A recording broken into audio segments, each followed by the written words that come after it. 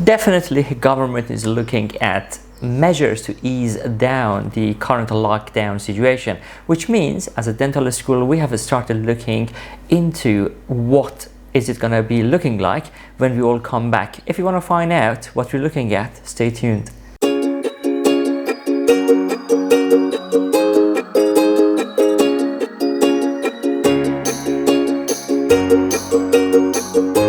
Good day, ladies and gentlemen. My name is Restorative. I'm the Director of Undergraduate Education at the School of Dentistry, University of Manchester. And thanks a lot for joining me on another episode of Manchester Molars today. I'm sure many of you are questioning what dentistry and dental education will be like when we are finally allowed to return back to the dental hospital. So I thought today we have an interview with our medical director, Professor Michael Pemberton, to see what the dental hospital is doing in order to prepare us for coming back. So please come and join me on this exclusive interview with Professor Pemberton. Hello, Mike. How are you today? Hi, Reza. Good to see you. You too. So first of all, thank you very much for joining us on this episode of Manchester Molar. So could you first of all just give us a bit of briefing on how dental hospital has to change its operations since COVID arrived? Yes, COVID's had a massive effect on dentistry, as you can all appreciate. We've been affected by the social distancing rules that have come in for all of us. So as you can imagine, hospitals are busy places, lots of patients packed together, and therefore they were always at risk of being hotbeds of passing on infection from people to people. So that was a major factor in what we did. But the second major factor really was about the procedures that we carry out in dentistry. As you know, many dental procedures are aerosol generating, and we know that the COVID virus lives in the secretions of the aerodigestive tract, including in saliva. So each time you create an aerosol in the mouth, then that aerosol is likely to contain COVID from a COVID positive patient. So we had to take quite severe actions, as you can imagine, and essentially close down a lot of our operations. We've essentially gone to an emergency only service, and that emergency service is focused on our existing patients who we're already providing care for, including those patients who the dental students are seeing on the ground floor clinic and otherwise don't have a primary care dentist, and also kind of providing an advice service to general dental practitioners and what are called urgent dental care centres. For those who don't know, in primary care, general dental practices have essentially closed down to an advice, analgesia and antibiotic service, and in the community, urgent dental care centres have been set up to deal with extractions and other acute problems that dentists can send the patients to. Okay, that's very helpful to know. Could I may also please ask, what do you think, or what measures do you have to put in place to allow dental hospital to go back to working, I would say, more normal? We're kind of thinking that through at the moment, really. One of the other, I should have probably said in the last answer, one of the other thoughts that we were subject to was when the COVID pandemic started, we didn't know quite how big the wave of infections would be. Of course. So in a big trust like Manchester Foundation Trust, there was a need for hospitals like ours to have staff available to be redeployed onto wards at the acute hospitals, MRI and Wythenshawe, to help with caring for patients with COVID infection. So as many of you will know, quite a few of our staff were redeployed, dentists and nurses especially. Some of those staff are now starting to come back to the hospital as the COVID epidemic settles. However, no one quite knows what's going to happen when the government allowed more freedom of movement, and there's this worry that we're going to have a second wave of COVID infections. And if that occurs, then the number of patients attending the acute hospitals will increase, and we may well need to redeploy our dentists and nursing staff back into the acute hospitals to help out. So we've kind of got to remember that in the back of our minds before we think about the specifics of dentistry. So with dentistry itself, we are kind of looking at our estate and thinking what may or may not be possible. As we all know, the layout of the dental hospital has large numbers of open plan clinics. This is to allow supervision of undergraduates and postgraduates while performing dental procedures. And our traditional use of aerosols in those areas is going to be a real challenge. This, of course, is not just us here in Manchester, this is across the country in all dental hospitals. And so far, all the dental hospitals are trying to work out if it is actually possible to use those spaces for aerosol generating procedures. So that puts our side surgeries at a premium. But even in side surgeries, when you've treated a patient with an aerosol generating procedure, you have to allow, from an infection control point of view, for the aerosol to settle or to be eliminated through whatever air conduction system you've got before you can take your next patient in there. So we're doing a lot of work with the state and infection control, trying to, in a sense, capacity plan what our hospital will be able to deliver. And this is not unique to us. I think if you went to any dental hospital in the country at the moment, they're going through similar processes. Thank you. So, assuming you're still working very closely with the state to exactly identify where and how you can operate. So, in your mind, what's the new normal is going to look like when we eventually come back to the DH? Well, I wish I had a crystal ball, Reza, because you kind of need it to know what the new normal is going to be. This has been such a fast-changing sort of experience that who would have believed 8 weeks ago we'd be where we are now. I think dentistry as a whole faces a big challenge to get back to any kind of normality. It requires, thinking of it outside the hospital as well as in the hospital, it will require a lot of PPE, personal protective equipment, to be used. Absolutely. And we know that hospitals are now seem to have enough PPE in terms of acute hospitals, but even what we see on the news at the moment, there still seems to be difficulty in making sure there's enough PPE getting out to care homes and other essential services. So I think that remains a challenge. So we need to get that sorted as a country and get enough out available for dentistry. And then we will need to think about, well, what do we have to prioritise as aerosol generating procedures? I don't think we'll be able to go back immediately to the whole range of dentistry that we were doing before. Obviously, there'll need to be a focus on pain and urgent treatment as our main focus and priority, and then working out what capacity we've got left to both do service work for the NHS and opportunities for students, both undergrad and postgraduate, to get the necessary experience they have. So I think it's too early to guess fully what new normal is going to look like. I think we need to continue to take each week as it comes and try and formulate a plan as we go along. And hopefully as we go through the summer, we will have a much clearer idea and a plan for how we can go forwards when the new academic year starts. Of course. Thank you very much, Mike. It absolutely makes sense. And I really have to thank you guys for working so hard and just obviously continuing the operation as we are now and then planning for future. So thanks a lot for giving your time and coming on the program. So enjoy the rest of your day and I will catch up with you later. Okay. Thanks, Reza. Bye-bye.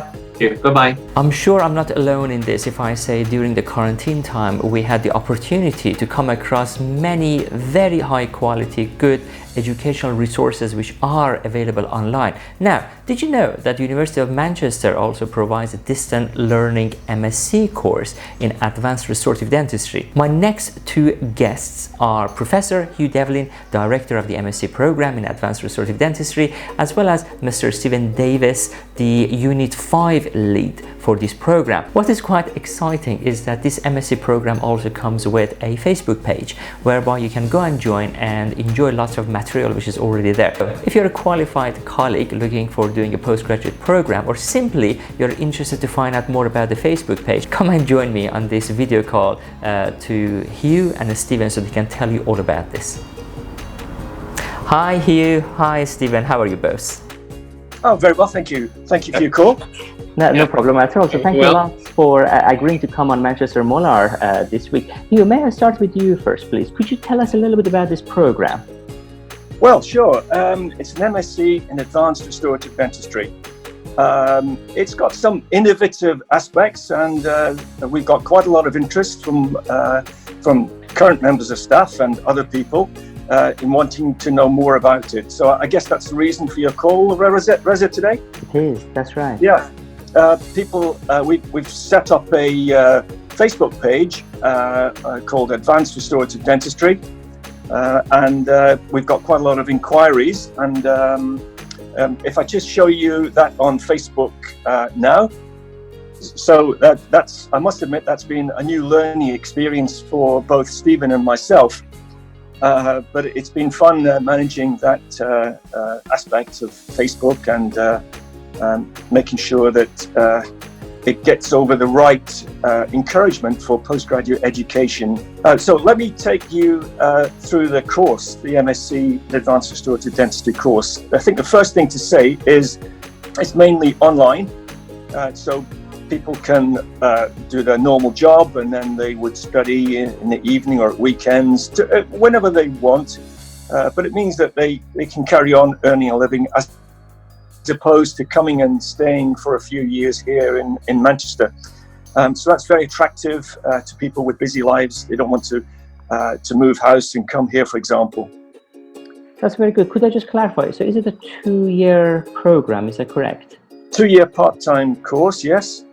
So the teaching element lasts about 18 months, and then you can leave then with a diploma if everything is satisfactory, or you can go on and study the MSc and do a little dissertation over 6 months. So there's 5 teaching units, and we build towards students doing quite advanced work in the final part of that course. And that's led by Stephen Davis. Okay, that sounds very exciting. Could I also quickly go to Stephen? First of all, say hello. Hi, Stephen. Hello again, Reza. So could you tell us a little bit about the strengths of this program? Why do you think this program is a good program for our colleagues to consider? Well, the program, Reza, is mainly directed at people who are working in primary care in practice. And I think the strength is that it's an amalgamation that is provided by a cohort of teachers, some of which work in academia, and so we know the evidence base is going to be very strong. You'd expect that from the University of Manchester. And others are working purely in primary care, and some, such as myself, managed to have a foot in both camps. So there's nothing that we teach on the course that isn't well evidence-based, and that's important. And there is nothing that we teach on the course that dentists like myself don't do. So a lot of the practical tutors on the course some of them have been through the course themselves, because this course has been generated from a previous collaboration that we did. And it's a great strength for the students to know that everything we're telling them they could do, we do ourselves. So I think that's one of the strengths. The other strength that Professor Devlin has just touched on is the flexibility. But a lot of courses are done online now, and in fact I suspect with the present climate more and more will. The strength of this is that not only are we online, but we have 2 intensive week-long residentials. When people come, this year we had people come from as far away as Taiwan and Australia, and they come for a week, and we really work really hard to give them as much practical skills as possible in that week, and then they have an opportunity to fill in a log to see how those skills are being developed in their own practice. And then that brings me a little bit to the next strength that I think. Some people see this as a problem. If you do an MSc course of study that is devoted entirely to you working in a place like the dental hospital, then that's great, because it means that when you're doing your work, you've got a very senior person, usually a professional consultant, to whom you can go if you're having a problem with that particular patient. You don't have that on this course, because all of the work is done in your own practice. All of the clinical work that you have to present is done in your own practice. Now, you could see immediately that some people are now getting anxious about thinking, oh, what do I do? The advantage of that is that if you do a taught program in an institute like a dental hospital, when you go back to practice, there's a temptation of thinking, oh, this is not something I can do here now, it's okay in the hospital. Whereas here, all the skills that you've learned in your own practice. There's no translation required from the teaching environment to the practice environment. And I think that's an enormous strength. But of course, going with that, we have to offer a lot of support, and that is readily available. So I think we have worked quite hard at trying to give this course one or two, maybe not unique, but one or two peculiar strengths. Of course, that sounds absolutely brilliant. Because one of my questions was like how it works in terms of clinical hands-on and expertise, which I think you covered really well. So they do that within their dental practice, but obviously everything is submitted and supervised remotely by the staff, if I understand correctly. Is that right? That's right, yes. And then it all works up in many ways to the final presentation case, where there are certain requirements. More than one discipline of dentistry has got to be illustrated, and that's got to be presented. And that's something like 50% of the marks of Unit 5, the unit that I lead. And that's the opportunity for the students to demonstrate that they have got to a master's level in restorative dentistry. And we work with the students, giving them good exam techniques, but mainly by the time they've got to Unit 5, they really have learnt a lot of new clinical skills, and they have the confidence. I mean, that's what all clinical dentists want, isn't it? Absolutely. Confidence of being sure that something's going to work out right. And then, so by the steps that they've gone through, Units 1 through to 4, they've got the confidence. Unit 5, they're able to demonstrate that competence.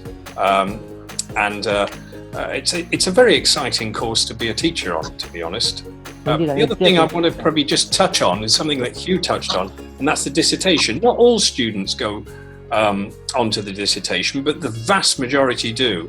And I think it would be fair to say that most students approach the dissertation with a degree of anxiety, but because of the excellent lecturers that we've got on it, they are really helped. And by the time they've done that dissertation, they've really enjoyed the process of the evidence base that they have been exploring.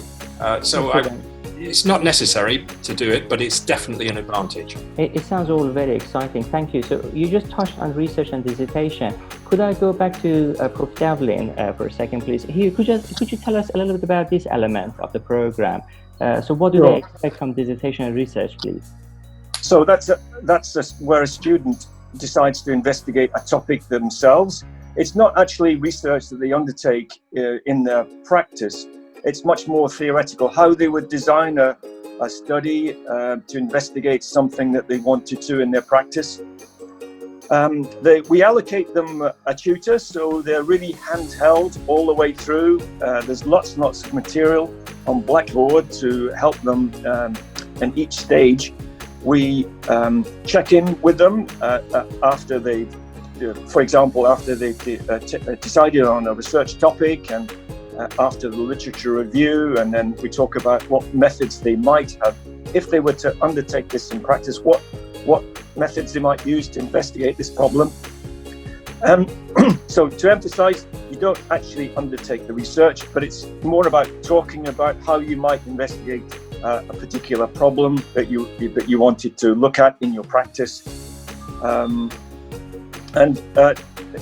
So there really is nothing to worry about in this. It's all the help is there.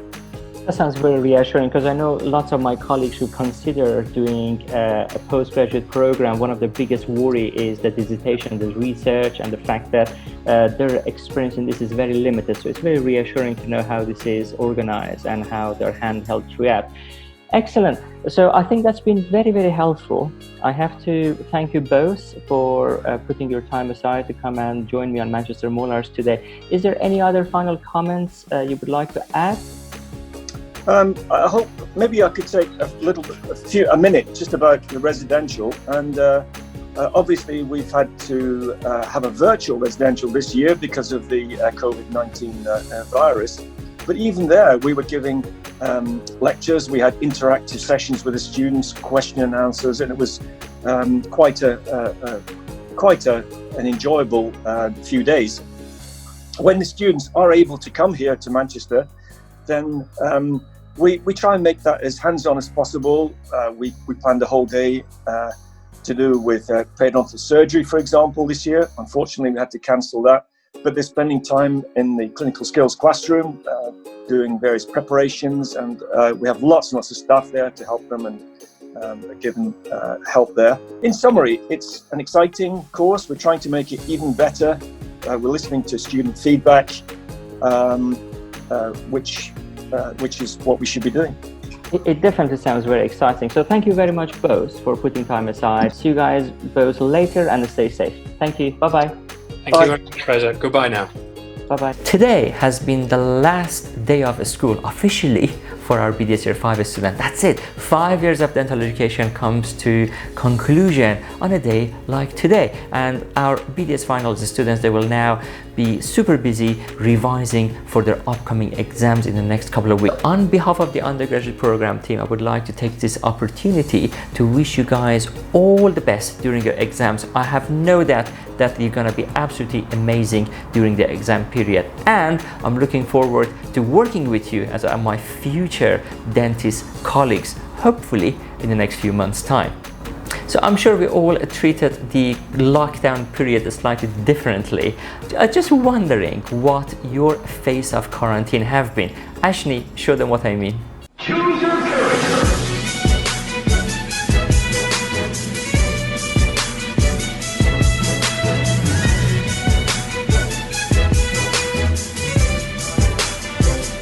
This is so true, isn't it? Anyway, feel free if you would like to drop down on the comment box and tell us what your phase of quarantine has been. So if you are feeling peckish, Katie is coming with an amazing recipe. Katie, show us what you've got for us today.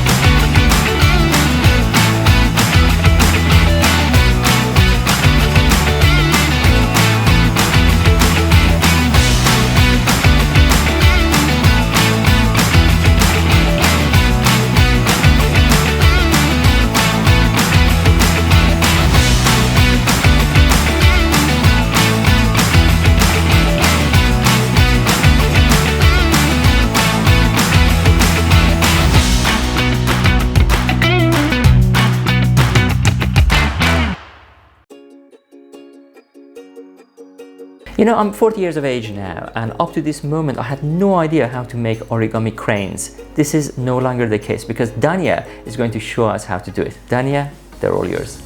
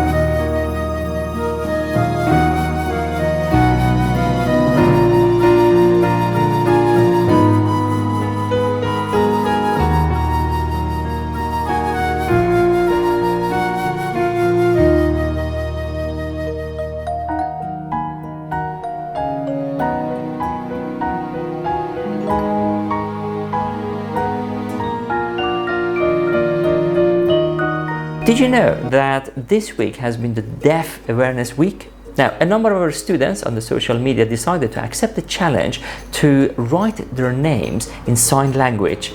Come and join me and see what they've done.